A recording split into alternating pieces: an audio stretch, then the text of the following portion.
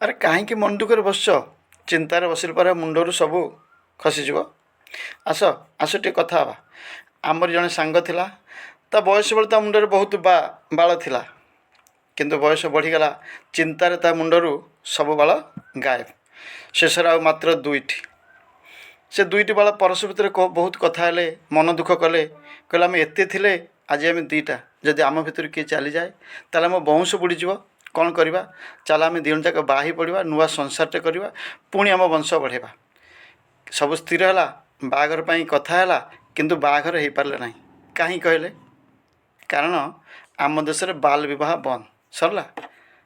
ତମର ଇଚ୍ଛା ହେଲେ ଯଦି ହସିବ, ନହେଲେ କାନ୍ଦ। ରାକ୍ଷସ ରାଜା ହିରଣ୍ୟକଶ୍ୟପ ରାଗି ଯାଇ ପ୍ରହ୍ଲାଦକୁ ପଚାରିଲା, ଆରେ ହରି ହରି ବୋଲି ପକାଉଛୁ ହୁରି, ସେହି ହରି ଅଛି କାହିଁ ରେ ମୋତେ ଦେଖାରେ।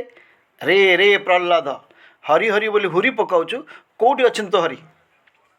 ବାପା, ମୋ ହରି ତ ସର୍ବତ୍ର ଅଛନ୍ତି, ଜଳ ସ୍ଥଳ ଆକାଶରେ। ଚୁପ୍, ଡାଇଲଗ୍ ମାରୁଛି, ପର୍ଟିକୁଲାର ଜାଗା ଦେଖା। ବାପା, ମୋ ହରି ତୁମ ଦେହରେ ଅଛନ୍ତି, ତାଙ୍କ ଦେହରେ ଅଛନ୍ତି, ଏ ପଥରରେ ଅଛନ୍ତି, ଏ କାନ୍ଥରେ ଅଛନ୍ତି, ଏ ଖମ୍ବରେ ଅଛନ୍ତି। ଆଁ, ଏ ଖମ୍ବରେ ବି ଅଛନ୍ତି? ତାହେଲେ ଦେଖ, ଏହି ମୁହୂର୍ତ୍ତରେ ଗଦା ଘାତରେ ମୁଁ ଏ ଖମ୍ବକୁ ଭାଙ୍ଗି ଚୁରମାର କରିଦେଉଛି। ନା ବାପା, ତୁମେ ସେ ଖମ୍ବ ଭାଙ୍ଗି ପାରିବ ନାହିଁ। କାହିଁକି?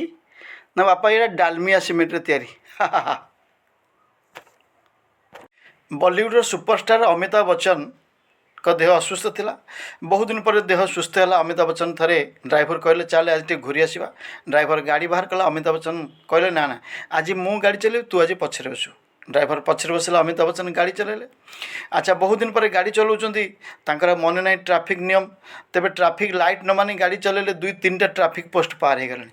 ତାଙ୍କ ପଛେ ପଛେ ଟ୍ରାଫିକ୍ ପୋଲିସ ଫଲୋ କରି ଯାଇ ଆଗରେ ପହଞ୍ଚିଗଲା। ଅମିତାଭ ବଚ୍ଚନଙ୍କ ଗାଡ଼ି ଆଗରେ ଗାଡ଼ି ଥୋଇଦେଲା।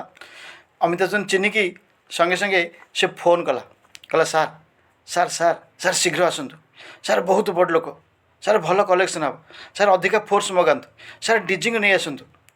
ନାଇଁ ନାଇଁ ସାର୍, ମୁଁ ତାଙ୍କ ନାଁ ଜାଣିନି, କିନ୍ତୁ ସାର୍ ସେ ଅମିତାଭ ବଚ୍ଚନକୁ ଡ୍ରାଇଭର ରଖିଛି, ବହୁତ ବଡ଼ ଲୋକ, ସାର୍ ଶୀଘ୍ର ଆସନ୍ତୁ।